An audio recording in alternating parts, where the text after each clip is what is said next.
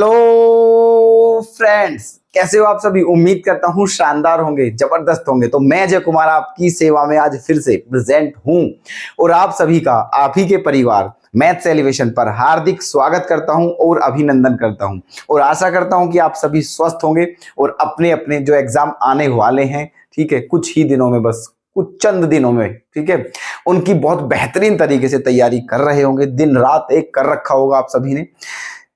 तो दोस्तों चिंता बिल्कुल ना करें, बिंदास तैयारी करें, मतलब ठीक है, रिफ्रेश माइंड रखें बिल्कुल, ठीक है, कोई दिक्कत ना माने, ठीक है। एग्जाम आपके बढ़िया होने वाले हैं, ठीक है, ऐसी हमारी शुभकामनाएं हैं।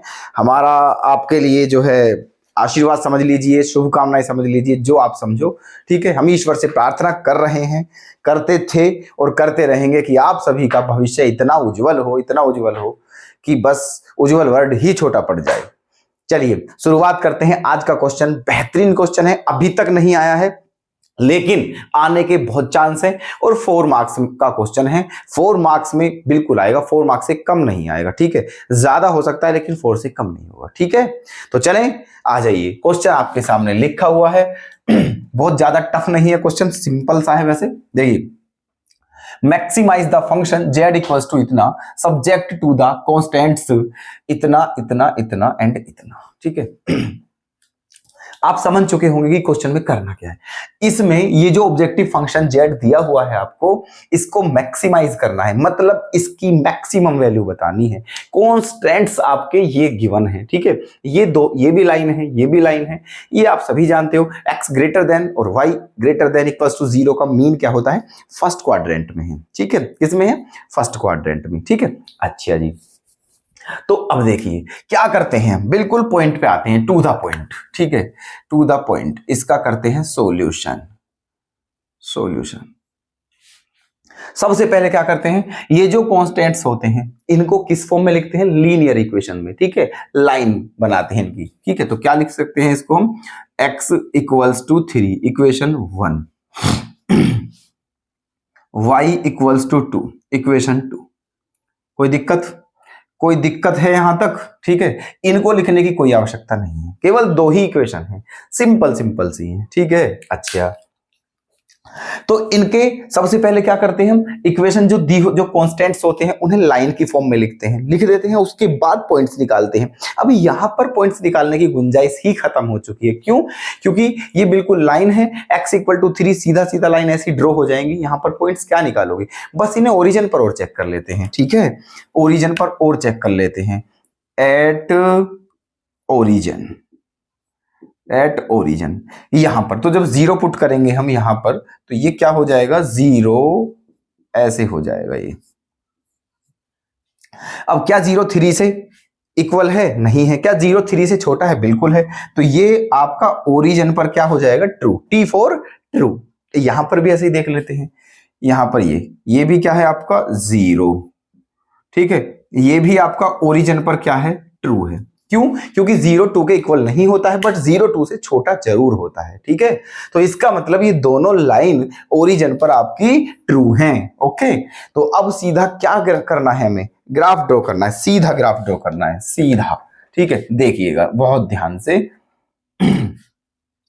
ये हमने ग्राफ ड्रॉ कर रहे हैं, है ना, ये ऐसे, ये आपका x है, ये आपका y है, ठीक है, और ये आपका क्या है, ओरिजिन है।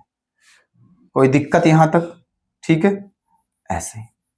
अब क्या करें, देखो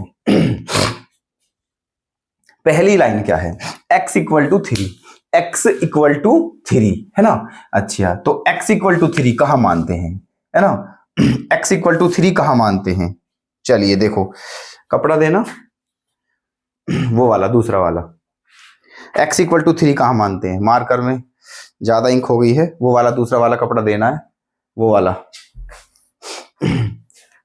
मार्कर में ज्यादा इंक हो गई है, थोड़ा ज्यादा डल गई थी गलती से, तो ये वापस कर रहा है इंक को। चलो जी, कोई दिक्कत नहीं, जितनी इसे एक्सेप्ट करनी थी वो कर चुका है और जितनी इसकी गुंजाइश थी, बाकी तो ये भाई वापस करेगा ही, ठीक है। अगर हम लिमिट से ज़्यादा खाएंगे तो फिर तो वो वापस करना ही पड़ेगा। वही हाल इस मार्कर का हो चुका है दोस्तों। चलिए कोई इशू नहीं है। चलिए ठीक है जी। तो ये सिस्टम है आपका। ये अब इसका ग्राफ ड्रॉ करते हैं। तो आपका x की वैल्यू कितनी है? 3 है। x की वैल्यू कितनी है? 3 है ना। चलिए तो यहां पर मान लेते हैं 1, यहां पर मान लेते हैं 2 और यहां पर मान लेते हैं 3। ठीक है, तो x इक्वल टू 3 लाइन ऐसे ड्रॉ हो जाएगी आपकी, x इक्वल टू 3 ऐसे, ये ठीक है। ये आपकी हो चुकी है x इक्वल टू 3। कोई दिक्कत यहां तक? x इक्वल टू 3 वाली लाइन है ये। ठीक है, हाथ से ड्रॉ की है, थोड़ी बहुत टेढ़ी हो तो उसे समझ जाना आप। ठीक है, चलिए अब कौन सी ड्रॉ करनी है? y equals to 2, y equals to 2 ऊपर की तरफ। ठीक है, मान लेते हैं यहां आपका 1 है ना, और मान लेते हैं यहां आपका क्या है? 2 है। तो y equals to 2, y equals to 2, ये आपकी क्या है? y equals to 2, y equal to 2। कोई दिक्कत? ठीक है जी। अच्छा, अब दोनों ही ओरिजिन पर क्या है? ट्रू है। दोनों ही ओरिजिन पर ट्रू है, तो इसका मतलब जो शेड होगा वो अंदर की तरफ होगा। ये जो है इसका नीचे की तरफ होगा और इसका इस तरफ होगा। तो कहने का मतलब यही पोर्शन जो है आपका वही फीजेबल रीजन हो जाएगा। यही जो पोर्शन है आपका वो क्या हो जाएगा? Feasible region. ये वाला आपका हो जाएगा फीजेबल रीजन। ये ठीक है जी।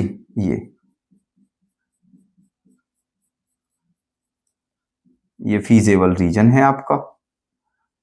उम्मीद करता हूं कि यहां तक आपको बिल्कुल आनंद की अनुभूति हो रही होगी। ठीक है। अब ये फीजेबल रीजन है। अब निकालते हैं कॉर्नर पॉइंट्स। कॉर्नर पॉइंट्स क्या होते हैं? जो फीजेबल रीजन होता है उसके जो बाउंड्री कर रहा होता है, ठीक है, उसके जो वर्टिसेस होते हैं, बाउंड्री के वर्टिसेस जो होते हैं, ठीक है, उनको आप क्या बोलते हो? कॉर्नर पॉइंट्स बोलते हो। ठीक है, तो इसका कॉर्नर पॉइंट एक ये है। ये क्या हो जाएगा आपका? 0 0। ये क्या हो जाएगा? क्योंकि x बराबर 3 है तो यहां पर हो जाएगा आपका 3,0। यहां पर क्या हो जाएगा आपका? 3,2, 3,2। और ये क्या हो जाएगा आपका? 0,2। ठीक है, 0,2। कोई दिक्कत यहां तक? बिल्कुल सिंपल है, कोई दिक्कत वाली बात नहीं होगी, है ना। और अब आप सोचोगे ये तो इनका मतलब क्या है कि फर्स्ट क्वाड्रेंट में x की value greater than equals to 0 है, ठीक है, और y की वैल्यू भी, इसका मतलब दोनों की वैल्यू पॉजिटिव है। x की है ना, दोनों की वैल्यू क्या है? पॉजिटिव है। ठीक है, तो वो फर्स्ट क्वाड्रेंट में यहां पर आ जाएंगे। ठीक है जी।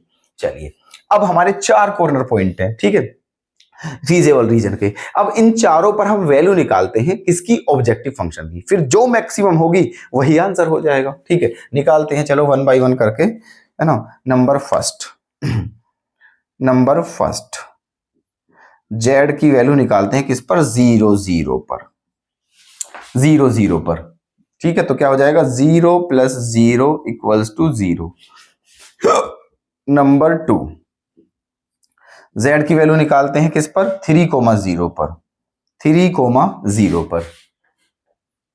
तो 11 × 3 + 0 क्या हो जाएगा? 33। फिर निकालते हैं z की वैल्यू 3,2 पर, 3,2 पर। तो क्या हो जाएगा? 11 × 3 + 7 × 2। तो ये क्या हो जाएगा? 33 + 7 2 जा 14, है ना।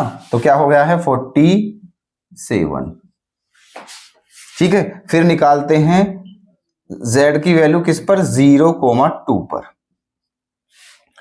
तो 0 + 7 × 2, है ना, तो ये क्या हो जाएगा? 14।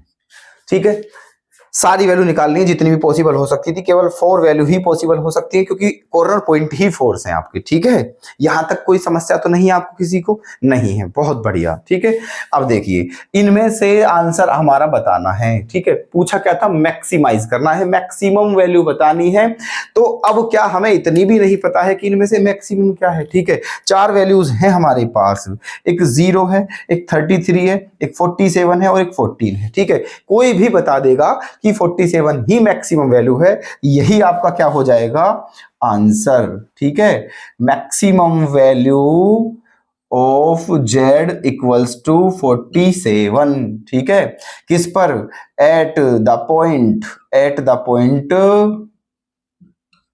क्या? 3,2 तो ये थी आपकी मैक्सिमम वैल्यू। ओके।